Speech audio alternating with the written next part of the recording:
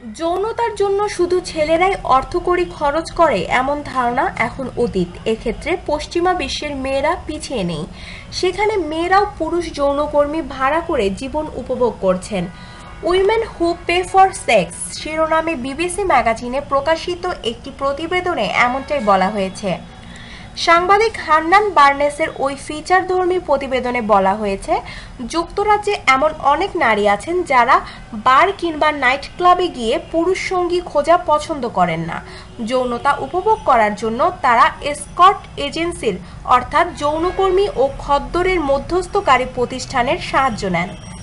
এসব এজেন্সির কাছে এসকর্ট চাইলেই তারা নারী গ্রাহকদের কাছে এসকর্ট পাঠিয়ে দেয়।